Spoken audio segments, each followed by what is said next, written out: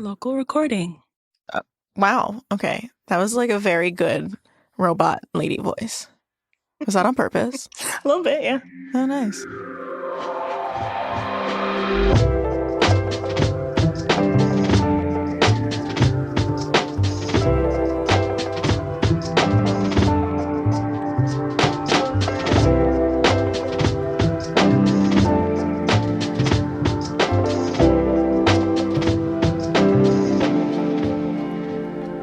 Hello, and welcome to Pale Blue Pod, the astronomy podcast for people who are overwhelmed by the universe but still want to be its friend. I'm Connie. I want to be the universe's friend, and so I'm learning from Moiya, my best friend, about all things about the universe, because you are best friend to the universe. I'm an astrophysicist, I'm a folklorist, and Connie's bestie, a friend to many. As a friend to the universe who has spent a lot of time looking at other stellar systems, right? Because we learned they're not solar systems. Other stellar systems and comparing them to our solar system. Our solar system's pretty weird, bestie. Have you ever thought of that? No.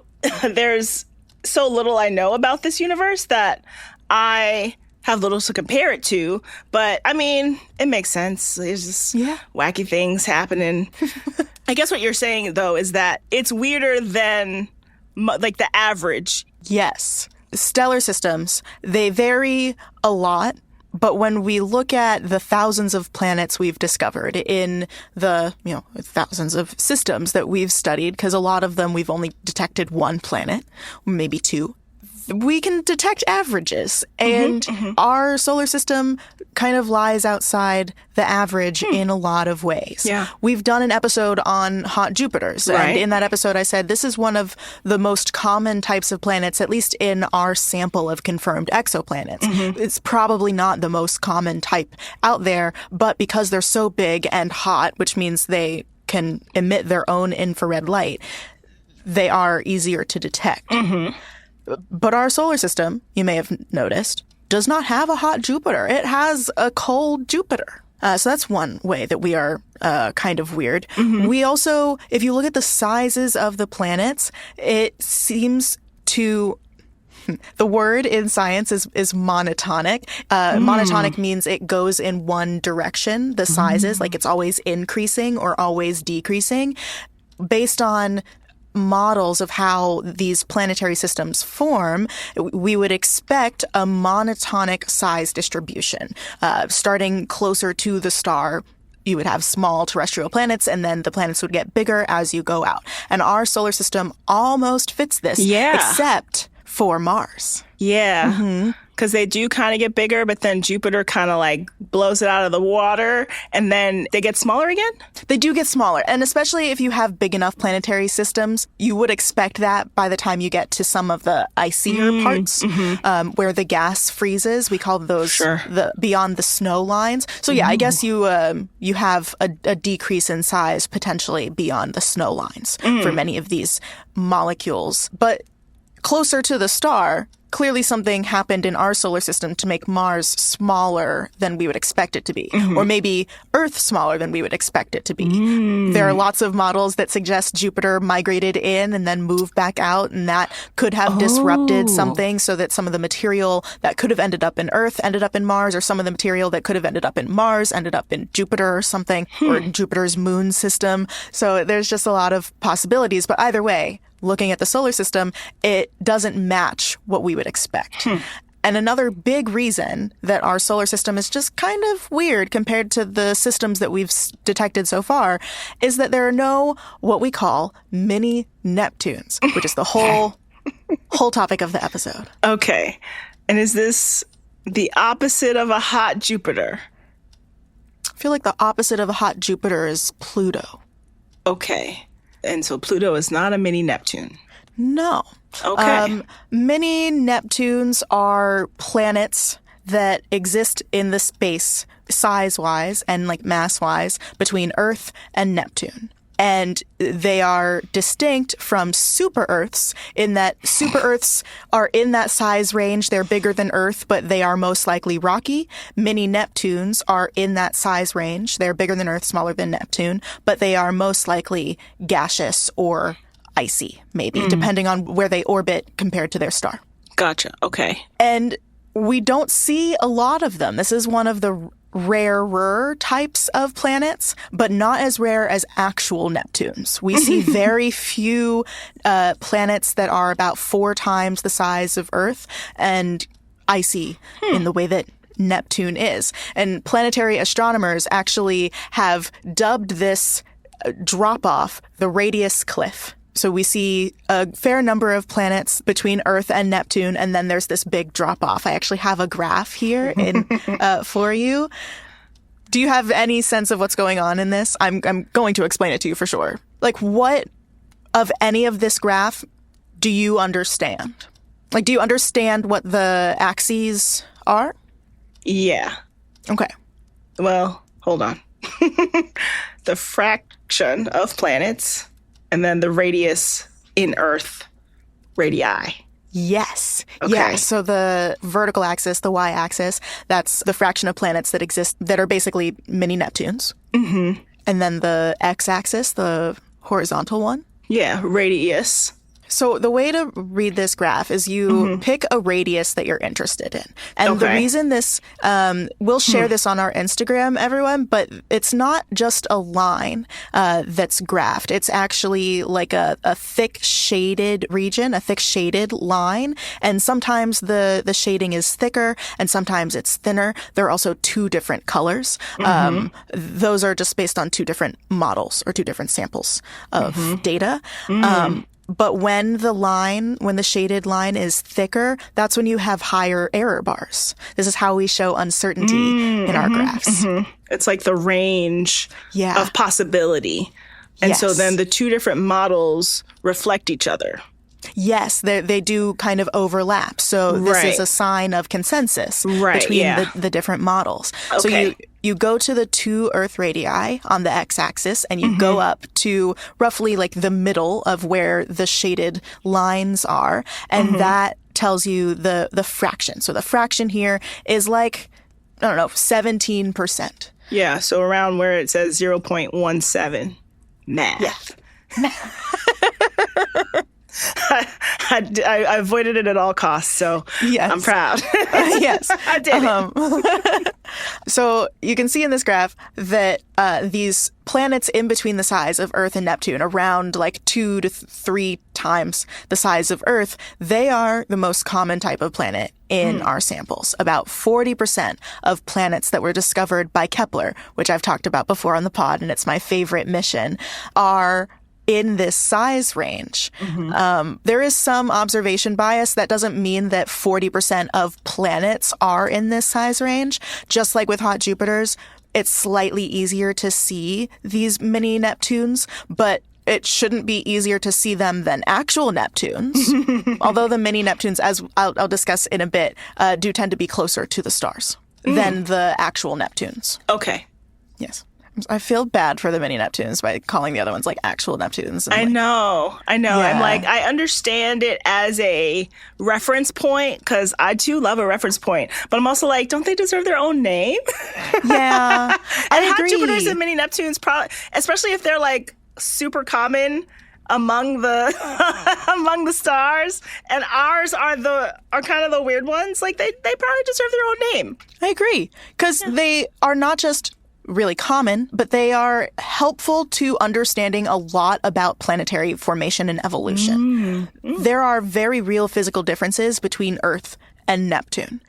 And we don't know where the transition between Earth characteristics and Neptunian characteristics lies in that size range. Okay. Why'd you laugh? What'd I say? Well, no, Neptunian really sounded like the ambassador from Neptune sends his regards. Got it. Yeah. Yeah. Yeah, I can get into the characteristics of specifically mini Neptunes, but I'll have to compare them a bit to Neptune. And we all know a lot about the Earth characteristics because we're here. But broadly speaking, the differences between Earth and Neptune are that Earth is rocky. It has, it's mostly rock, and then it has this relatively thin gaseous atmosphere. Neptune has a smaller core and then a larger icy atmosphere. It's not that it is solid ice surrounding a rocky core. It's that it's like sloshy ice of gases. It's not water ice. Because Neptune is so far away from the sun, it's beyond the snow line for many of the elements that make it up. It's a lot of hydrogen and helium mostly, just like Jupiter and Saturn are mostly hydrogen and helium. But because Neptune is so far from the sun, it's those elements, but frozen and sloshy, because not frozen solid. It's like I was thinking about Earth, snow, and iciness, and trying to think about it in the planet, but then it's like, but I don't know what gas looks like. Yeah. That breaks my brain a little bit without a visual. So I understand, but I just can't see it. Imagine you're outside in the winter, and it's that type of snow that's like between snow and tiny little crystals. Mm-hmm. Yeah. And it's that, but an atmosphere of that. Like the whole atmosphere is like tiny little ice crystals. Okay. And it's not quite like a sloshy ice lake. It's not that. It's not like a slushy that you'd get at a movie. A crispy morning. Yeah, but it's still like, it's not soupy, I don't think. No. Yeah. No. It's thinner than that. Because that makes it weirder to me. That makes my brain weirder. Right. Because soupy gives me watery connection, and there's no watery connection. I don't think there's water. Right, exactly. So it's like, it can't be soupy. Soup means water to Connie. So it's not about the texture. It's about the chemistry of the base. Because there's still space between? Yeah. Because it's still kind of puffy or puffier. Let's talk about the mini Neptunes in comparison. They're also called sub-Neptunes, also called gas dwarfs. And these are planets that are between 1 and 4 Earth radii. But like that's going to be the whole range. So the Neptunes are going to be between like 2 or like 1.5 to 3.5-ish times the size of Earth, times its radius. Okay. But they can be more massive than Neptune. So you can have something that is smaller but more massive, so therefore it's denser. The smaller giants in our solar system, like Neptune and Uranus, they tend to have a larger fraction of helium and methane than the large gas giants like Jupiter and Saturn, which have a lot of hydrogen. The mini Neptunes kind of take after the Jupiters and Saturns instead of the Neptunes and Uranuses. And the mini Neptunes tend to be slightly more hydrogen rich than the actual Neptunes, which means there can be water, which is exciting. And it's actually, there's a paper that found that the water forms endogenously. This can be a new vocab word, a Connie vocab word. So I have here a quote from a paper from 2023. The first author is at UCLA, and the quote says, substantial amounts of, and it's a list of like chemical compounds. Selene, I don't know what that is. SiH4, which is like a silicon and hydrogen molecule, and then water are produced by the interaction between the silicate-rich interior and hydrogen-rich atmosphere. And then later it says that significant endogenous water is produced by magma-hydrogen interactions without the need to accrete ice-rich material. Oh, is accrete also a new word? Yeah. Okay. I see that Connie made a note in our document. Accrete means to gather, like to collect. Onto yourself. Okay. Yeah. That, I was wondering which direction it went because it seems, okay, so is it that the rocky core, the stuff bubbling and doing stuff, and then the icy atmosphere is bubbling and doing stuff, so when they meet, they produce a new endogenous water? Endogenous is not a type of water. Endogenous just means having formed or originated like within itself instead of the icy material accreting onto the planet. So if icy material had accreted onto the planet, then the water comes from elsewhere. It's exogenous from external origin. Instead, the water is endogenous, coming from within the planet itself because it has this rocky core that used to be magma and then cooled. And at the interface between this like cooling core but it's still pretty hot, and the atmosphere above it, then you can get like weird stuff happening. Makes sense. And I have a paper from 2020 explored just how weird that interface can be. It's extremely high pressure differentials. You get really, really high pressure pushing in from the atmosphere onto this surface. And it actually is such high pressures that it breaks the ideal gas law. Do you remember that from high school or college? Did you hear about that? I don't. But I don't remember. That's fine. The ideal gas law relates the pressure and volume of a gas under certain circumstances to the temperature of that gas, and then like the number of molecules that you have, the amount of stuff that you have. And they should be, the pressure and times the volume is proportional to the temperature. So if the pressure goes up, then the temperature should also be going up, and vice versa. They should be in balance with each other. But if the ideal gas law is broken, then they are no longer in balance with each other, and like the temperature or the pressure or something, they can increase or decrease in different ways. So that's what happens at this boundary. Another law that's broken is called Henry's law. This has to do with the ability of a gas to dissolve into a different type of fluid. So either a different type of gas or a liquid. And that ability is, under Henry's law, proportional to the partial pressure of the gas in that environment. So basically like the contribution of the pressure in that space that comes from the gas as opposed to the fluid or something that it's trying to dissolve into. Have you ever thought of like gases like dissolving into other fluids? No, that did break my brain a little bit because I was, we think, back in my day, I don't know, the phases of matter. And, it was like water, for instance, ice, then liquid, then gas. But then, in certain circumstances, it can, the water cycle. That? Yeah. Yes, there are these 3 different phases of matter. They can mix together. You can put a solid ice cube in some water. You can also dissolve gas into liquid corn syrup, carbon dioxide gas into liquid corn syrup, make pop. Right? And so you can put gases into liquids too. And Henry's law describes the ability of a gas to like blend with another fluid. Okay. Great. Soda. Like soda. Yes. Yeah. Soda pop. Okay. Oh. And was that a Pennsylvania thing? Oh my God, yes. Yes, it was. Okay. I had to check because I was like, she said it in a way that was like, don't forget the pop. It's soda pop.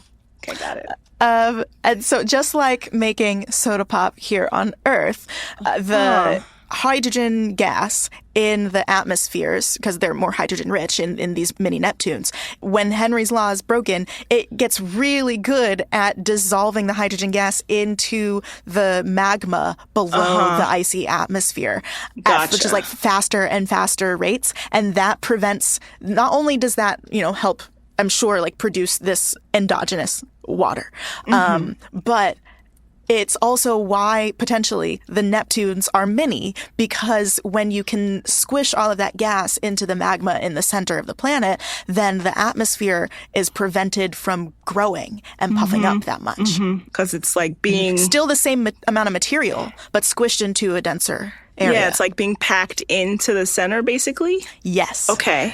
This is also described as a fugacity crisis by the scientists. I think that's another fun word. I feel like we're all in a fugacity crisis. I don't know.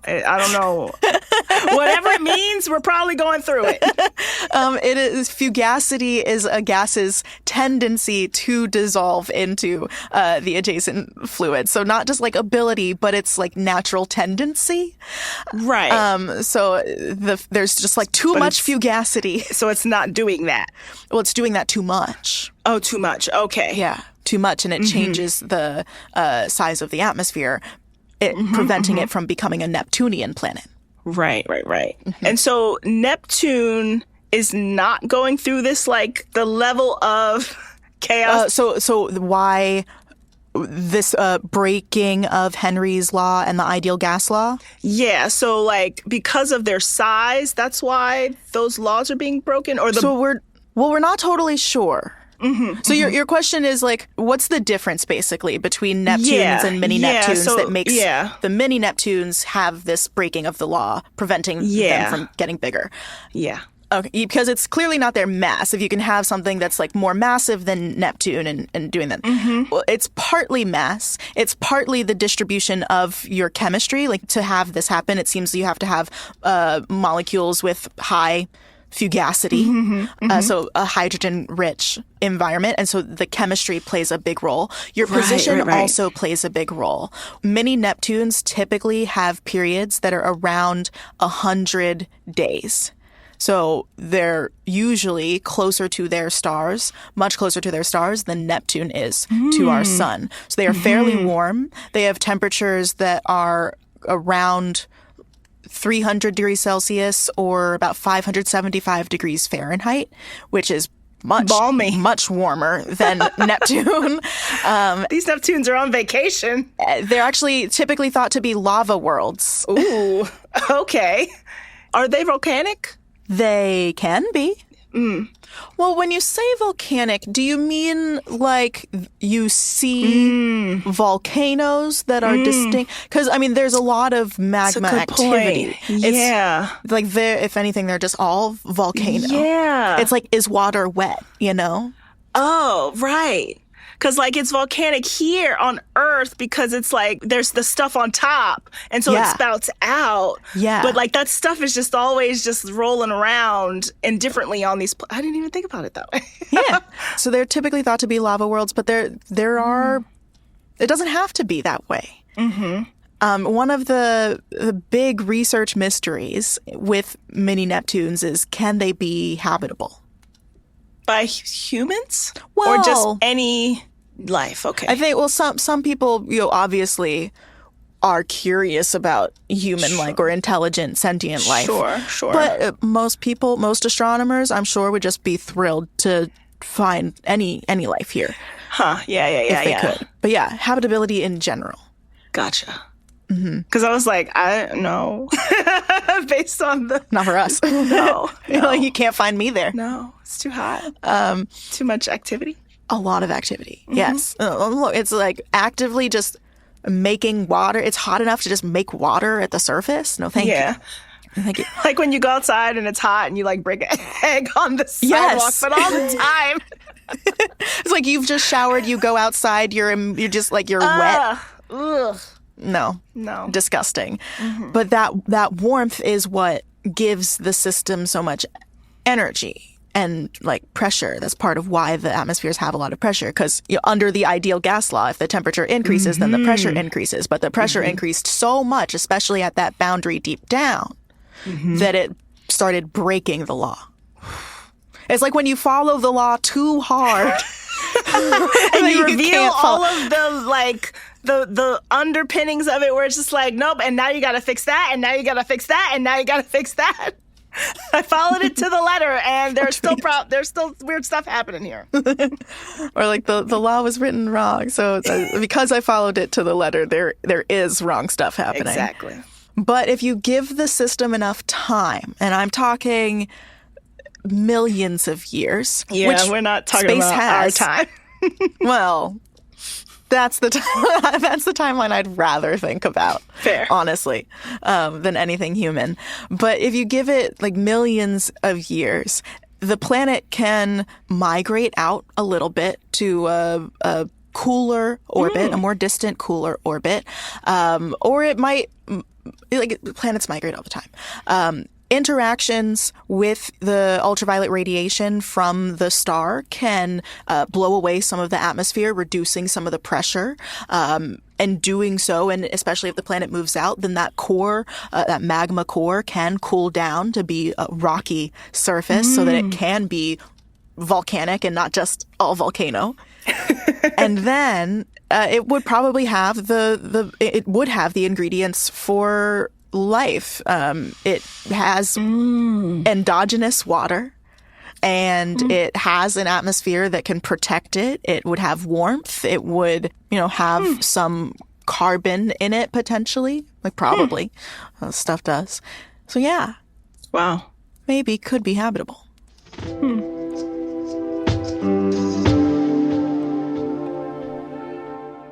Hello, it's me, Moiya, in a British way for some reason.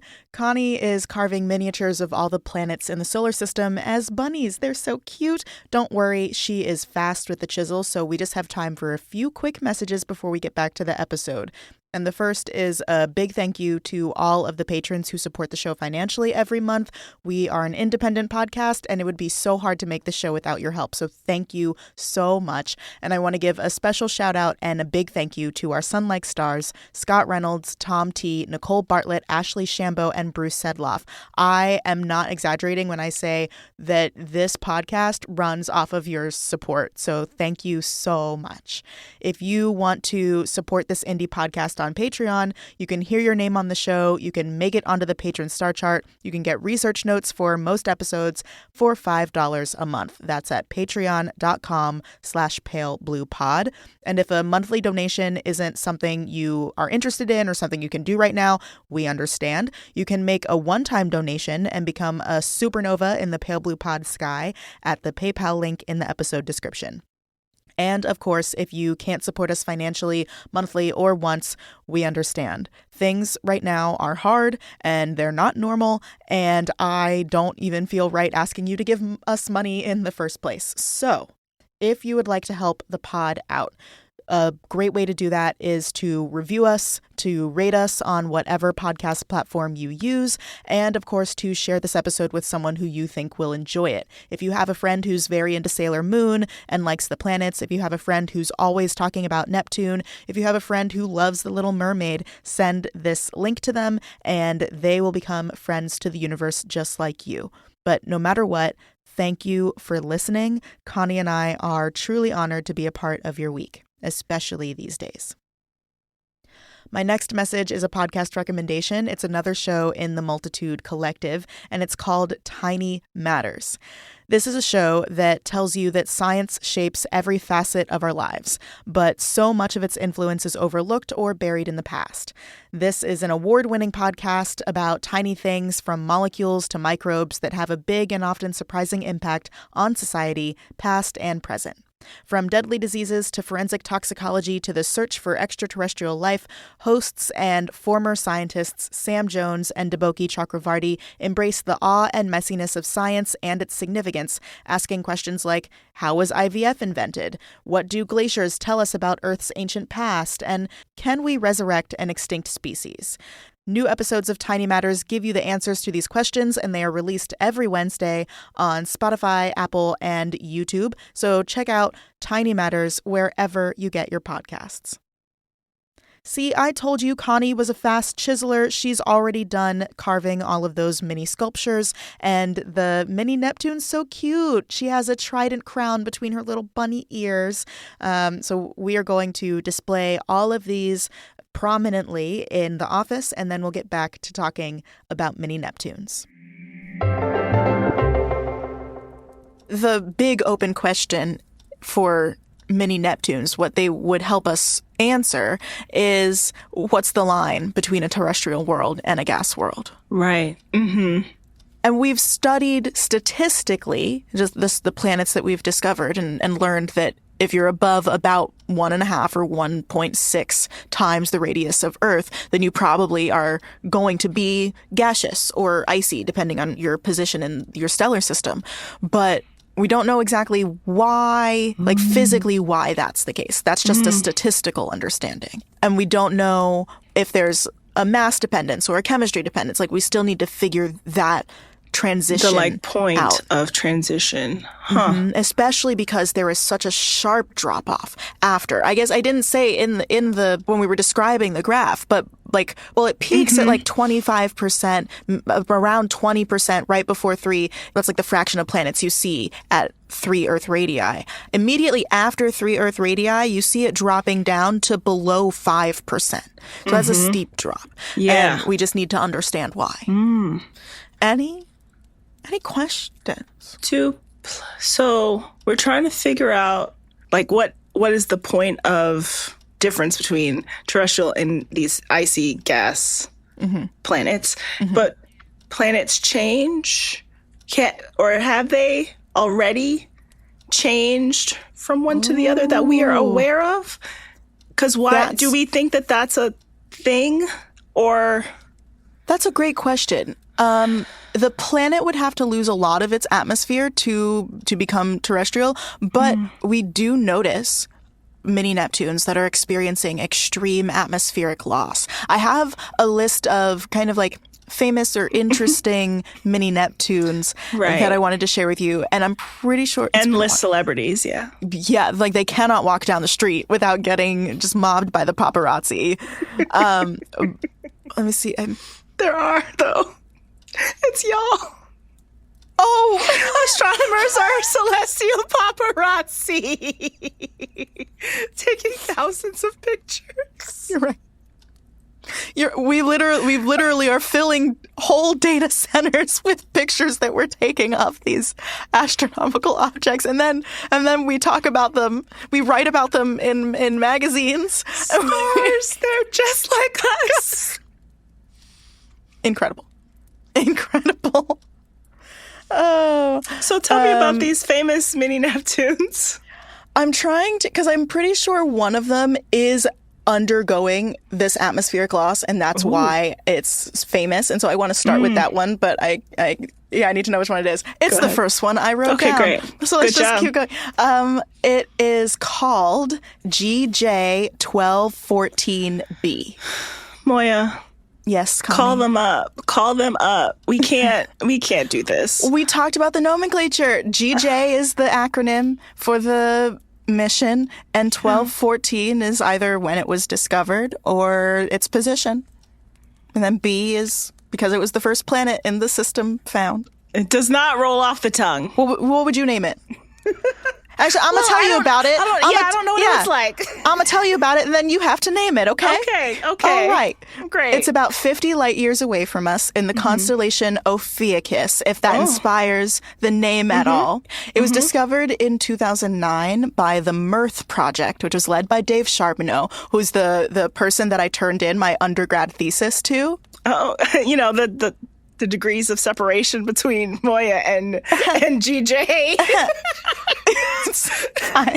1214B.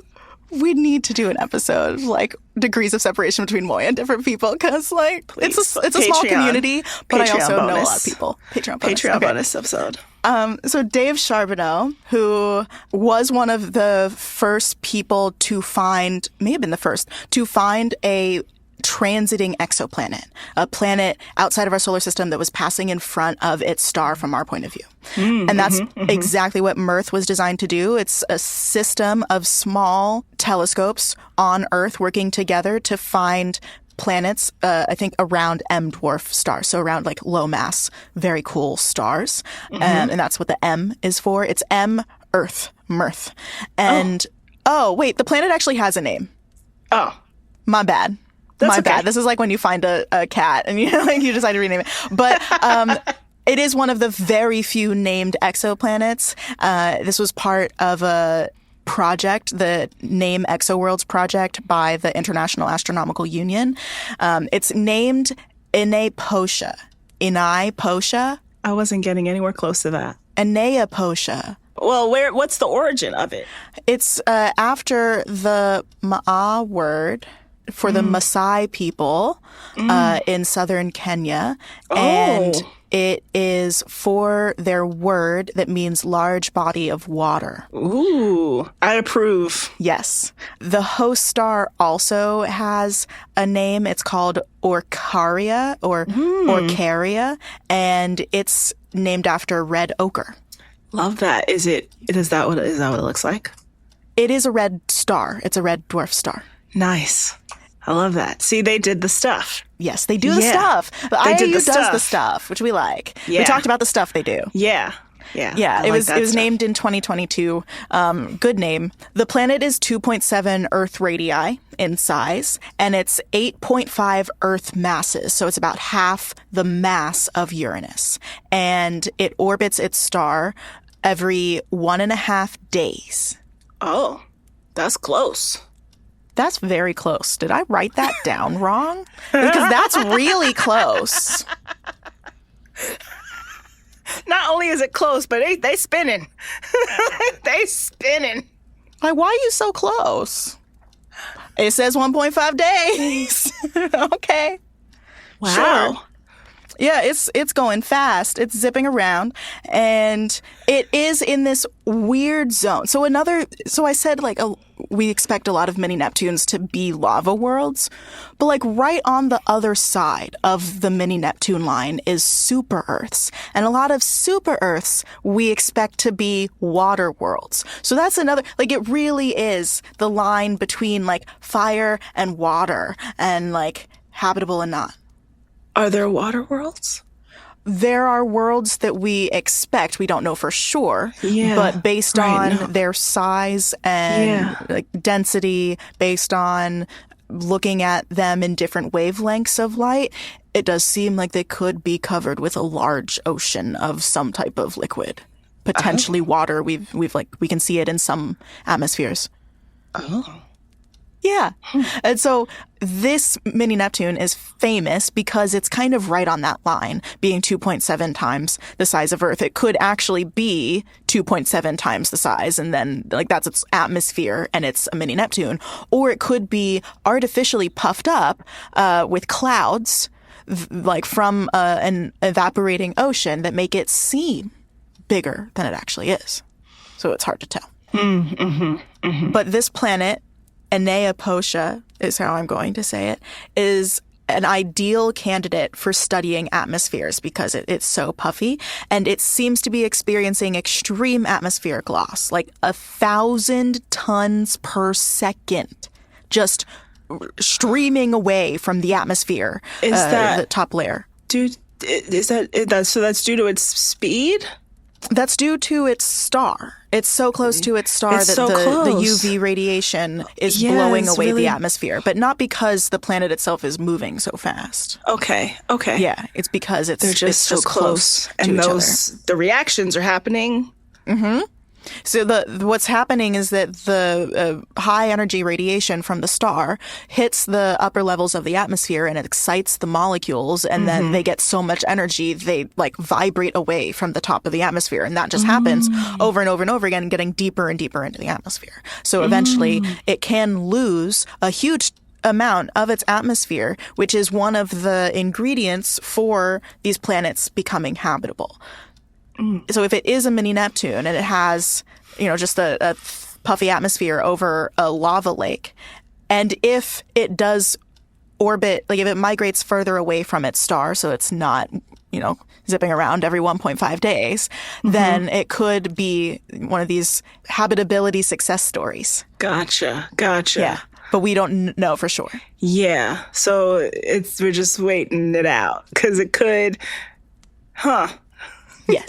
It reminds me of what I was saying about like fan fiction. It's like, if it goes this, I can imagine, how would I write this? And it's like, well, if the planet, how would we make it Earth? And then you kind of do the math to get there. And that's just fascinating that they're like, okay, well, this is one of the ways it could go. We just don't know. And probably not even get to Earth. It would probably be like a big different kind of still super volcanic type of Earth. Yeah, different kind of habitable place. Yeah, and still only habitable in the way that like lava, like there are tiny like things that can live in lava tubes, you know. Right. Still not things we're used to, I assume. Although, like, you know, the lava sharks. We can always believe in the lava sharks. I don't know about the lava sharks, and now I'm scared. Sharks that live in lava tubes. Or swim through lava tubes. We'll talk about lava sharks later. The next most famous mini Neptune that I discovered is V1290. I didn't discover it. I shouldn't have said it that way. The next most famous... Well, because you know Dave Charbonneau, so... My buddy Dave. I saw Dave Charbonneau at the last AAS meeting I went to, and it was our first time seeing each other in years, and he was so nice and delightful, and he was like, it's been so great to see how you've, like, gone on in your career, and it was so touching. Anyway, nice. So someone else discovered, and then I read about V1298 Tau. This is the system that's showing us actively how mini Neptunes form. And it was first discovered in 2019. It orbits... Oh, I should have said the M dwarf star that Eneapotia orbits, super, super old, of like a very old M dwarf star. V1298 Tau, which I will expect you to name, is around a very young type of star, only about 30 million years old. It's a solar mass star, so it's a G-type star, a little bit more massive than the sun, and it's in the constellation Taurus. Okay, good to know. Yes. A paper from this year, from just a couple months ago, in January of 2026, by Livingston et al., out of the Astrobiology Center in Japan. They studied the 4 planets in the system. And it's still in its early stages of evolution because it's only like 30 million years old. And the team had 9 years of transit data. So they were actually able to like tease out of the data this planet that people thought might be there, but then it went missing and they like found it again.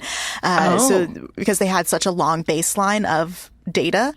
And so they were able to precisely calculate the orbits and sizes for each planet. And what they found was that right now, all 4 of the planets are pretty big. They're between 5 and 10 times the radius of Earth. But they are all less massive than Neptune. And this is a quote from Livingston, the lead author of the paper, said that they are some of the least dense planets ever found. The low density suggests that they'll either lose material, because if you have a low density, then you also probably have low gravity, which means it's easier for that radiation to strip away the molecules at the top of your atmosphere. So they'll probably lose a lot of material and then shrink as they cool and become mini Neptunes. They'll fall into that correct size range. And so by studying this system over time, not that we'll be alive in the next million years as the system evolves.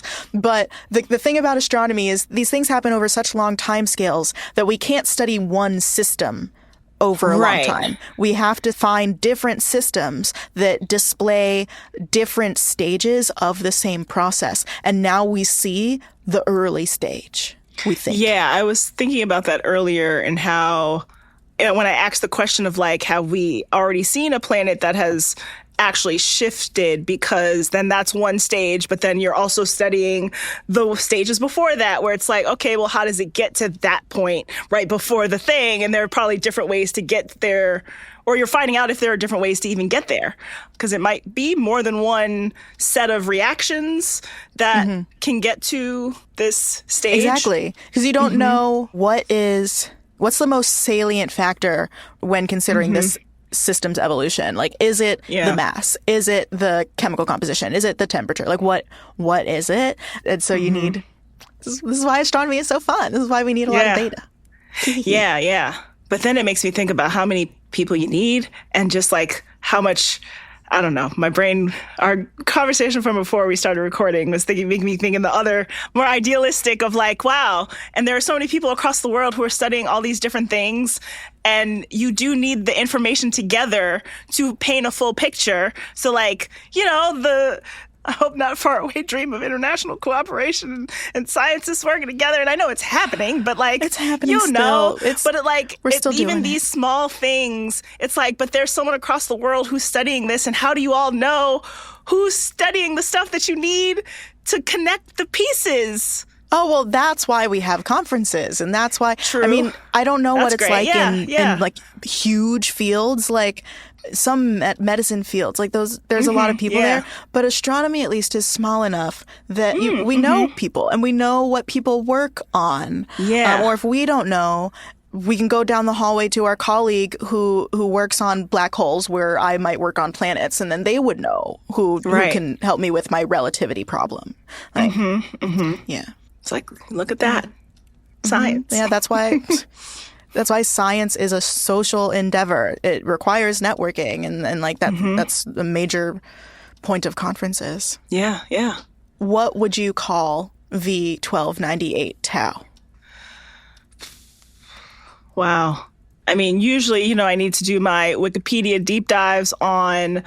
So tau is what? Tell me what tau is. Is that just like the Greek letter? It is for the Greek letter, but I think that has to do with the type of star that it orbits.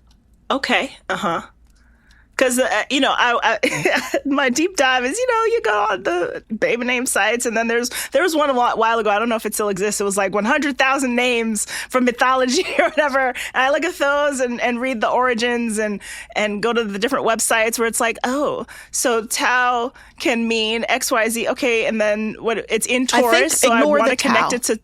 Okay. But like it's in Taurus, so I'd want to like try to connect it to Taurus, but then they found the paper was in Japan. So like a Japanese bull character would be cool. Like that's my initial like how I would do it based on the information I currently have. And then it's like, oh, still in early evolution stages. So like, I don't know. Unfortunately, the way that Pokemon works, which is where my brain went, they already have like a Tauros Pokemon character, but that it's already in Taurus, so I'd have to do some more research. But that's my initial pathway into how I could think of the name. Oh, I probably would have just named it like Clover, because when I hear Taurus, I just immediately go to Bring It On, and then I want to name it the opposite team, so I would, yeah. Okay, the next famous mini Neptune, can't walk outside, is TOI 4633c. This was actually discovered by citizen scientists, which is nice. So like regular people, not professional astronomers, were given access on probably something like Zooniverse to this data because the researcher had too much data to comb through themselves, and it's TESS data, so that's the Transiting Exoplanet Survey Satellite, and it was discovered in 2024. I can say that normally. It was discovered in 2024. The planet orbits a sun-like star on an orbit that's a little bit closer than Earth. It orbits every 272 days, and it's about 3.2 Earth radii, so very firmly in the like mini Neptune range, outside of being a super Earth. And its period is what makes it the most interesting. Most of these mini Neptunes have periods around or less than 100 days. This is a pretty long period for a mini Neptune. It's also a really long period for a transiting planet. One of the longest period transiting planets to have been discovered. And it potentially has a sister planet with a shorter period of about 34 days, so much closer to the star. It might also have a companion star that orbits both like that little mini system every 230 years. Yeah, because space family dynamics have rejected like the nuclear family expectation. Yeah. It's like a sister planet. It's like just a little closer to the star, a companion star, just like, hey, I'm just looking out for you. Yeah. I'm just here on my wide orbit. I'll come closer in 100 years. Yeah. Still not that much closer, though. It's cute. Well, yeah. What would your thought process be for naming this one? I don't know. I like the idea of thinking about it transiting, like moving through something. So something that like moves through other things. The first thing that comes to mind, I don't know, limina, for liminal space. Ooh. Oh, I love that. I love that. Yeah. I would want to highlight that it was discovered by citizen scientists. Yeah. So I might want to name it like Popula or something. Ooh, like, yeah. Like for the people. Yeah. Yeah. That's great. And I think this one is exciting. It helps us unravel that habitability mystery because it's so far out. Like maybe this was once closer to its star, like a typical mini Neptune, and it migrated further out and is now in a cooler spot where it can potentially be like undergoing that transformation to more of a terrestrial planet. But it's also, it's really big. Like it's really puffed out. So probably not at this point. Yeah. But it proves different parts of the proposed method for making a mini Neptune habitable. Right. Nice. So, Bestie, after hearing all of this stuff about mini Neptunes, I know you're a fan of Sailor Moon. And I know Sailor Moon has all of the different Sailor Scouts, not just for the moon. So now that you know more about mini Neptunes, what would a Sailor mini Neptune, or like whatever its new name is, be like? So in Sailor Moon, Sailor Neptune is like, teenage girl older than the inner Sailor Scouts that are like the main characters. And so she's like an older, fashionable girl, but, and she's in love with with Uranus. So this is the like queer love story of Sailor Moon. And she's really graceful. She plays the violin and like piano, and they like go around the world traveling as like teen superstars. It's really unclear. And so Neptune was very fierce, like a very like strong protector, like shutting it down. Like they had a mission to go on and we need to focus on the mission. Don't get sidetracked with these little girls because they don't know what they're doing. We're older and all this stuff. So a mini Neptune would probably be more feisty because there's a lot of inner turmoil and like, aggression going on. Probably like a rebellious teen because Sailor Moon liked, there is mini Moon there. So like they played with that dynamic on the show already. So mirroring that, it would be like a very feisty like girl who's like really good at what she does, like maybe a Black Swan type character, someone with like an inner rage, but like really good at like something like artistic and like elegant. I love that. I'm picturing like it's like a filler episode that's like the adventures of Mini Moon and Mini Neptune. Yeah. They didn't really do that, which is so interesting. They had another way of having the mini character have her own like Sailor Scout crew. So they went a different direction, but it would be interesting to like think of the actual mini characters. And I'm sure there's been like hundreds of fan fiction written about it. That just wasn't the direction I went when I read. Oh yeah, must be. What direction did you go? I mean, the romance, it's literally the website I went to was called A Sailor Moon Romance. And I just read stories about the main couple. Oh, great. Yeah. And yes, my first forays into the internet. Wow. What an introduction. Yeah. Oh, amazing. Yeah. Any final thoughts? Mini Neptunes were so interesting because it seems like there are features of each of, some of the other like planet types. So it's really like a mixture of the different ones, which is why when I was asking earlier about Neptune and mini Neptunes, I was like, oh, because you said it has, more elements. Yeah, it has like the hydrogen from Jupiter, but it's like definitely the core of Uranus. But that core is also like it could one day, under special circumstances, become more of an earthy core. Yeah, it just has a lot of like the different things about it, which was one. Back to it needs its own name because it's not just influenced by Neptunes.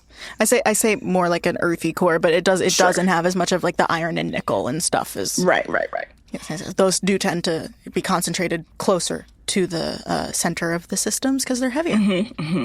Yeah, so just fascinating, and how close they are to their star compared to Neptune. So it's just like it makes me have to think in the opposite. I'm thinking like big icy. Yeah, because they're the lava worlds. They're the lava ones, and so it's like the opposite.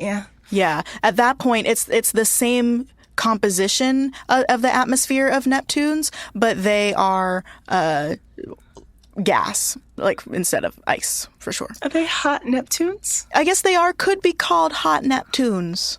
Huh. Mini hot Neptunes. We could start that. Okay. Hot Neptunes in your area.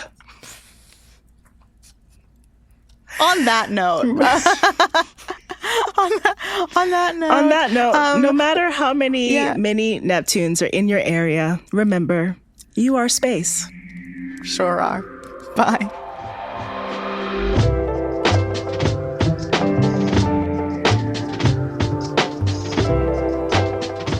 Pale Blue Pod is hosted by Dr. Moiya McTier and Connie Gibbs. Moiya created the show with the funny and talented Karine Caputo with help from the Multitude Productions team. Our theme music is by Evan Johnston, our cover art by Shay McMullen, and our audio editing is handled by the superlative Misha Stanton. Stay in touch with us and the universe by following @PaleBluePod on Instagram or check out our website, palebluepod.com. I, Moiya, am Go Astro Mo on all socials. And I'm @ConStar24 on Instagram. If you want to support our show, join our community at patreon.com/palebluepod or send this episode to your family and friends group chats. We're a member of Multitude, an independent podcast collective and production studio. If you like Pale Blue Pod, you will love the other shows that live on our website at multitude.productions. Thanks for listening to Pale Blue Pod. We'll be back next week.